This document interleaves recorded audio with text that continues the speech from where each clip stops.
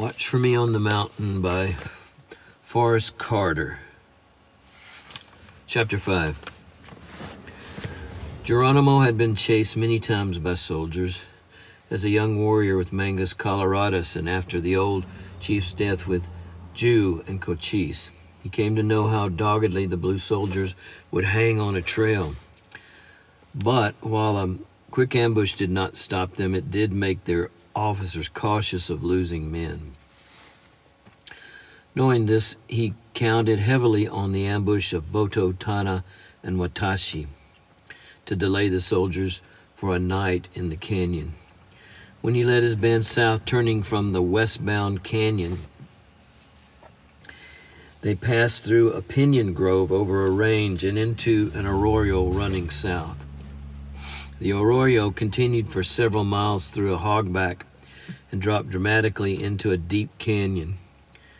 The last 100 yards of the arroyo's entrance into the canyon was a sloping bank of shale.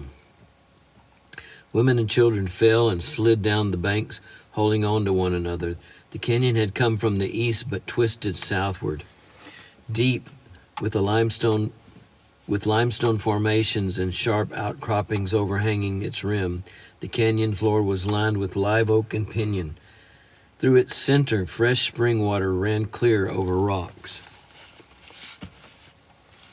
Geronimo rested them here, while the women emptied brackish water from bags and refilled them with cold water from the spring. These mountains had been the principal lair of Cochise. From their peaks, his warriors could see the wide sweep of plains on either side all the way to Apache Pass, where the freight wagons came through, moving across the salt flats toward the Dragoons and through them to the mining camps in Tucson. Geronimo had stood on these peaks with Cochise. He knew where water rushed from rocks and where raceways interlaced running south. It was down this canyon, later to be named Cochise Canyon, that he led his band, running and resting through the night while Major Morrow waited for dawn, halted by the three. After midnight of the following day, while the major led his troops running on the salt flats, Geronimo brought his people down the last slope of the Dragoons and onto the plain. To the south, his band could see their destination, the peaks of the Sierra Madre, looming high. The Mother Mountain, hereditary refuge of the Apache, sprawled, her skirts 100 miles wide. She plunged over 1,000 miles into Mexico, with endless trails and hidden sanctuaries in her bosom. Using Naish's binoculars, Geronimo studied the valley to the north, down which the soldiers would come in pursuit. He saw no dust cloud in the starlight, and so set the pace walking across the plain. For over 50 hours, with only short rests, they had been running. There was a limit even for Apaches. Now they rested more frequently, walked slower. More than half the warriors carried children who could no longer walk, but night is the best time to cross the dangerous open ground of the plains, and Geronimo wanted most of the openness behind them when the light came. In the gray light before dawn, they looked back and saw the wisdom of Geronimo's urging through the night. There were dust clouds behind them, coming fast, the cavalry of the bluecoats. No urging was needed now. They began to run. Every man and woman carried a child, straining the last of their reserves, and they fixed their eyes on the Mother Mountain looming close and ran. Geronimo led them straight to a shin-oak grove at the foot of the first mountain. As they passed under leafy sheltering branches, he halted them.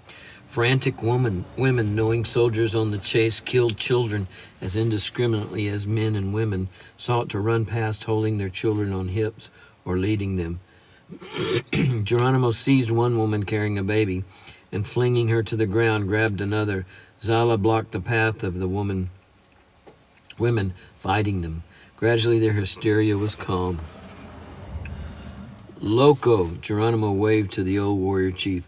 Lead them. They must follow you single, one after the other, so your tracks are small, and we may cover them when we come. He pointed Loco toward a dim trail that skirted the mountain running south. Follow the trail. When the sun is overhead, you will see a tall mountain. Turn away into that mountain. Behind it, you will find water. Wait for us there. Loco shouted to the women and children. He led them in single file down the trail.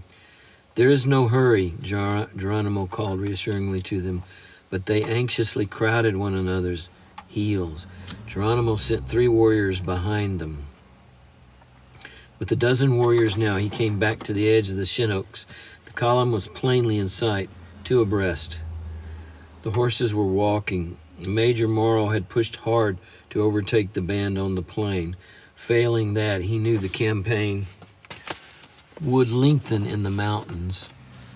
The moment had passed for a quick death blow. Now the test was stamina. They must keep pressure on the band and allow them no rest. Geronimo placed the warriors in a long line. Each stood beside a tree facing the plain. From this shelter, they had a clear view of the column approaching across flat ground. Geronimo turned to Naish. It is for you and me, brother, to go out and meet them. When we shoot the scouts. They will be more dangerous in the mountains. I am ready, Naish said. Before them on the plain, old and withered purple blossoms dipped in the wind from chest-high pea bushes. Crouching with Naish on his heels, Geronimo ran among them, directly toward the approaching horsemen. Their heads never rose above the blossoms.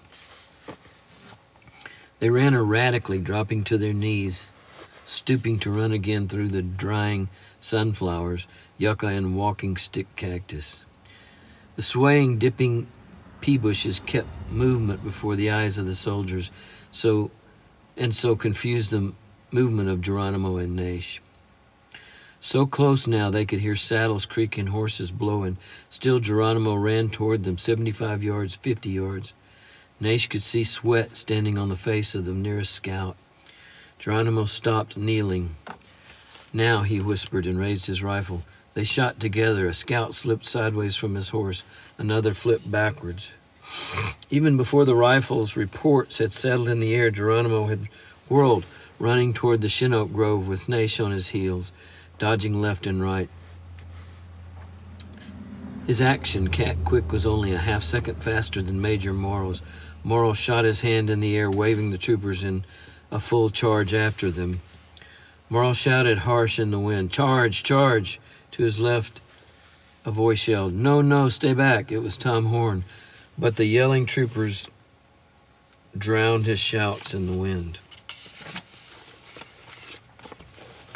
Geronimo and Naish had nearly 100 yards to run for the shelter of the shin oaks. Scouts to the right and left of them fanned out in an effort to squeeze their route of running into a straight line. The horses, gaining stride, thundered the ground with pounding hoofs. They gained rapidly on the pair. Soldiers began shouting triumphantly, shooting at the dodging, ducking bushwhackers. Spouts of sand hit left and right behind. Now in front of them, the gap was closing. The 2 would not make the shin oaks. The horses were charging headlong, necks outstretched, when the withering fire opened from the trees. It was rapid, practiced, disciplined fire that had no pause. Half the warriors in the trees were firing while their other half were reloading. It was deadly. 3 scouts were knocked instantaneously from their horses. Captain Byer's horse stumbled and flipped, throwing Byer forward. A soldier screamed, falling back from his mount. 2 horses fell, coughing, carrying scouts with them. The bugle sounded retreat, and Morrow moved his men, cursing and shouting, back beyond rifle range. The troopers were fighting lathering horses, heated and excited from the charge. Morrow slid his own mount to a dust-choking stop beside Tom Horn. "Well, where the hell were you?" he shouted angrily. Horn did not look up. He had dismounted and was kneeling over a scout. Morrow climbed from his horse, and Captain Dawson joined him. They watched while Horn painfully pulled the blue coat from the scout. Lying on his back, life was bubbling from a huge, ugly hole in his chest. The scout was Apache. Horn finished stripping away the blue coat and stepped to his horse, where he rummaged in saddlebags and returned with a small can. He spat in the can and poking his finger inside, knelt by the scout. The Apache was conscious and watched him with calm eyes as Horn withdrew the finger and rubbed it across the Apache's cheekbones, leaving long streaks of yellow. The streaks were the markings of Geronimo's warriors. Blood burbled through the lips of the Apache. He opened and closed them, but he could not speak. Horn wiped away the blood. He pulled the long knife from the sheath of the scout, tried to place it in his hand, but the hand couldn't hold the handle, so he placed it on the skinny chest, heaving erratically. The Apache's eyes had followed every movement, and now a serenity came into their blackness as he looked at Horn. He raised a hand halfway. Horn clutched it, holding it briefly, and laid it on the knife. "Ingu," Horn said softly. "All right." He picked up the blue coat and, standing, held it before the eyes of the Apache. Drawing his own knife, he slowly, ceremoniously cut the coat to rags, throwing it at the feet of the man. The eyes blinked a silent gratitude and rolled back. He was dead without a word. Morrow, Dawson, and a half a dozen men who had gathered watched Horn lower the eyelids and rise. Dawson spoke for all of them, his voice harsh and loud. "What was that silly paganism about?" Horn grinned. "Nothing silly, Captain. I give my word to all my scouts. If I found 'em hit and dying, same as you'd like to have one of your priests or your preachers, you see." Horn was addressing no one in particular now, for he had lifted his hat and was thoroughly scratching his head as he gazed south at the mountains. "Your army and your government can blackmail these scouts into knuckling under. They draw the extra rations and they do loyal work for you. Tallow there on the ground had a wife and 3 young'uns, and they was starving in your camp. But they're different from white people. You didn't buy his soul. Nope.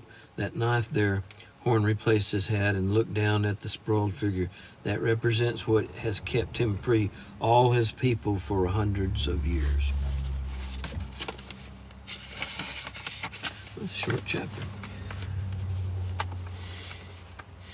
From hundreds of years, free from shitty politicians and governments and armies. You might say I laid a Bible on his chest where he could see it. He'd have held it if he could. Horn looked up steadily at the lean faces round him. "Yeah," he said thoughtfully, "you bought his mind and his knowledge, but not his soul. His soul is with Geronimo." A trooper cursed and spat on the Indian. Morrow shouted to the medics, tending Captain Beyer in the distance before he turned back to Horn. "I ask you a question, Horn," he said stiffly. "Oh, yeah," Horn looked insolently at him. "So you did, Major. Well, I was right about here where I am now." He tapped his temple with a forefinger. "I'm paid for brain power, which I tried. I yelled not to charge, but you went and done it anyhow." Morrow came close to the scout. "Don't tell me how to fight Indians. I was fighting Indians when you were sucking a tit, by God." "Why, sure you was, Major," Horn said soothingly. "No argument there. But when you're fighting Geronimo, you don't go by Indian fighting rules. You go by Geronimo fighting rules. One of which, by the way, you just broke, which is," he had added easily, "don't never charge Geronimo when he's trying to get you to charge him. Come to think of it," he said meditatively, "don't charge him when he ain't trying to get you to charge. That's a pretty good one, too." Morrow whirled from the chief scout and strode away. Byer's arm had been broken, and medics splitting his tunic set casts. Somewhere ahead of them, a wounded man moaned as medics worked over him in the brush. The sun had moved hotter past noon. Now on foot, with Horn close beside him, Morrow ordered the men forward cautiously. Scouts were out in wide flanks. After 50 paces, Morrow ordered a raking fire laid down on the Chinook grove. There was no answering fire. The sun had tilted well into the afternoon by the time Morrow and his soldiers had infiltrated the grove. They found no Apaches, only a single file of moccasin tracks leading south along the edge of the Sierra Madre. End of chapter. Watch for Me on the Mountain by Forrest Carter, Chapter 6. His powerful legs swung easily, running through the afternoon shadows, lengthening on this apron of mountains. Behind him, single file, a dozen warriors matched him through creosote and burro bush and under the dark of ironwood trees.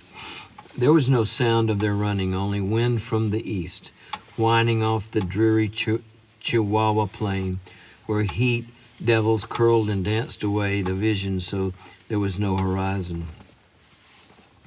They ran steadily to the south, beneath the shadows of the mother mountain looming high and broken, tucking the sun behind her and sheltering them in her cover.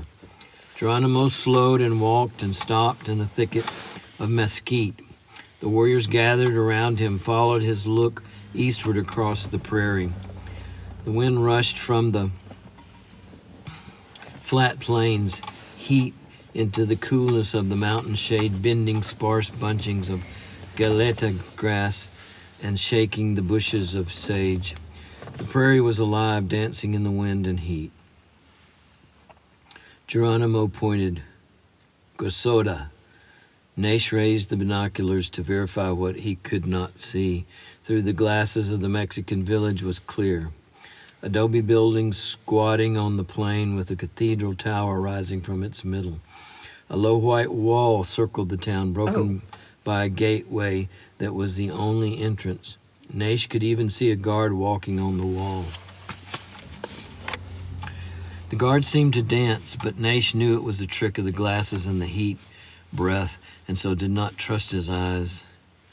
Tiny adobe huts with thatched roofs hugged close against the outside wall of the village, and near them a high-railed corral held mules and horses. Naish grunted when he saw the corral. He passed the binoculars to the warriors near him. Geronimo walked alone down the back trail from where they had come. He disappeared in the shadows, pausing to listen, walking again. The confinement of the hole and his days at San Carlos had deadened his trail senses. When running through the live oaks and pinyon of the dragoons, he had begun to feel them again faintly. The return of their life thoughts, their rhythms. Entering the Chinook Grove, he had felt the return stronger, more intense. Now, seating himself beneath the desert hackberry in full foliage, he watched a deer bird picking the yellow berries and dreamily relaxed the thinking of his conscious mind. Eyes closed, he shut out the senses of sight and sound. Here there was a community of plants traveling together. 1,000,000 years ago they had set out from the south, conditioning themselves as they came north, lengthening their roots to gather more drink, sparsing their foliage to release less of their moisture and their breath, heightening their perceptions for survival. They had kept precariously between the mother mountain and the hot, dry plain to balance their needs. Their life rhythms were harmonious. They required order to survive. Their perception of danger was finely honed, not sluggish. They were alert. Softly, Geronimo chanted, not words but tones that matched the rhythm of their harmony. The tones were soothing and beautiful, rising and falling without break or abruptness. The rhythm became stronger. A haunting odor came to his nostrils from the leaves of the creosote bushes. The burl bushes moved their branches in unison to the chant. Slowly, Geronimo felt the rhythm tightening. Were the danger moving from them, the rhythm would have lengthened, growing more languid. Now faintly, breaks of excitement came staccato, and he knew the soldiers had not stopped. They were coming. He rose, touching the trees and bushes lightly, and trotted back the way he'd come as warriors waited. They will be here soon, he said, and turning from the prairie, he swung into the mountains toward the west. The line of warriors followed him. Dull brass from cartridge belts picked up light from the shadows. Here and there along the line, an arrow quiver slapped the thigh of a brave, still carrying a short Apache bow on his shoulder. Excuse me. The shadows deepened as they ran into the foothills of the mountain.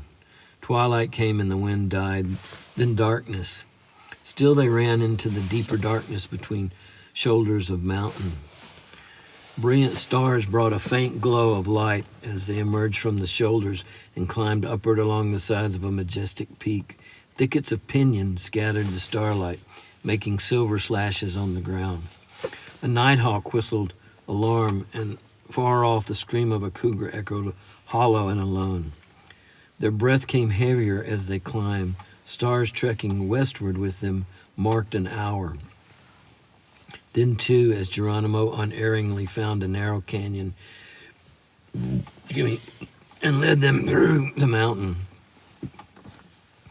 he slowed, walking still farther downward into a ravine. The floor of the ravine gave off the warm smell of sweet grass. In a clearing between the mountains, water splashed from rocks. Only Naish and Geronimo went to the stream to drink. The warriors stretched on the grass.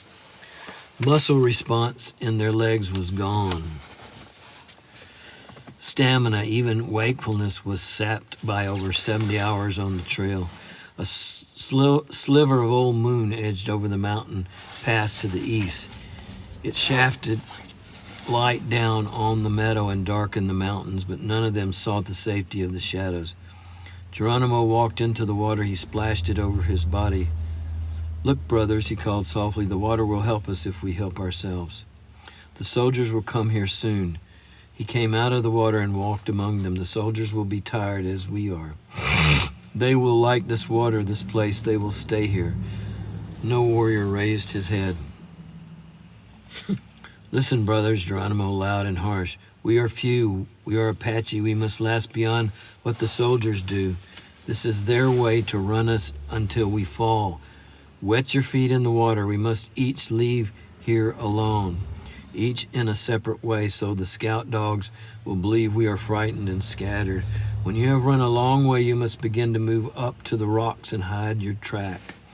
When you have done this, turn back to the east. We will meet at that place where we saw Gosoda. Then we will rest." Naish walked from the stream to stand by Geronimo. "Get up," Naish shouted. "Remember the women and children." Akonshnu, a father of two, was the first to rise. He pulled another warrior staggering to his feet. One by one they lunged toward the stream. Some of them sat in the water, but soon they were splashing and throwing water at each other. Geronimo was among them. He sent Akoni to the south, shuffling away into the shadows. Another warrior to the southwest, another to the west. As the last warrior disappeared in the shadows, he touched Naish's arm. "Come," he said, and walked to the steepest slope of mountain. They pulled themselves up, grabbing brush and cedar outcropping from the rock. 200 feet above the meadow, Geronimo pushed his rifle onto the ledge of rock that overhung the clearing. Swinging up, he pulled Naish after him. They sat cross-legged on the ledge, shadowed by the mountain behind them. Far below, the grassed clearing showed bright in the moonlight. The spring flashed a thin necklace, glittering, but they could not hear it. On the ledge there was wind. Naish dozed, napping, awake once when an owl called close by. Snapping awake. For a moment he watched Geronimo sitting straight-backed, watching the clearing below. He awoke again when Geronimo touched his leg and knew he had been sleeping for a long time. The moon had tilted toward the west. It was colder. "They are here," Geronimo whispered. Naish looked below. The meadow was empty. He watched the shadows. A deeper shadow moved, then another. The mountain shadow ring surrounding the moonlit clearing was alive with darker, flitting ghosts. "Scout dogs," Geronimo hissed. A coyote barked sharp and sudden directly below them. Naish laughed low. "He sounds like a dog puppy." The bark was a signal to others. There was a clatter of iron-shod hoofs on rocks. Men leading horses walked into the clear moonlight of the meadow. Soldiers. The line single file came on and on out of the pass. Naish whistled beneath his breath. "There are many." It was a full troop of United States cavalry, 80 men. Pack mules followed them. Leather creaked and slapped as horses were unsaddled and led to water. A murmur of men talking came faintly to the ledge. Cooking fires flared, and sentries with shouldered rifles came from the fires and paced into the mountain shadows. See the weakness of men, Geronimo commented soberly as they watched. We make them tired, but we give them a good place with water. They forget why they have come. They want to sleep and eat and drink the cool water, like the white-eyed soldiers train the camp Apaches to do, he mused softly. Until he forgets he must be free and is grateful for the soldier guard camp where he thinks only of enough food and water to drink. How easily people forget the food their spirit body needs and are made slaves to the powers that will feed their earth bodies. Yes, Naish answered. Easy for you to say. No. Yes, Naish answered. It was a surprising thought. His eyes picked out movement, a darkness that wiggled at the Easy for you to say. Yeah, of the mountain. He touched Geronimo's arm and hissed in his ear, "See, the scout dogs are moving up here on the mountains to find our tracks." Geronimo watched the dark movement. Naish had indicated, and near it another, small, imperceptible, like black worms, moving upward on the blacker walls of the mountain. The movement was everywhere. He stood pointing below them. They are coming here too. White teeth flashed in a wicked smile at Naish. Come, we will have them a gift so that when they find it in the morning, they will believe we are still here on the mountain. It will make them timid. They climbed the perpendicular bank behind the ledge, finding foothold in rock, and squatted beside a cedar, bushy and stunted. The cedar, restless in the wind, moved, alternating shadows and slashes of light over them so that their shapes beside it were continually changing. A searching eye could not determine a man's form in the fluid drawings of the light and shadow that made 1,000 forms. Somewhere on the mountain below them, a hawk was disturbed and rose screaming in the moonlight. Naish felt Geronimo tense. A small pebble rattled and fell below them. Near the ledge, Geronimo rose beside the tree. He had drawn his long knife. There was no following sound.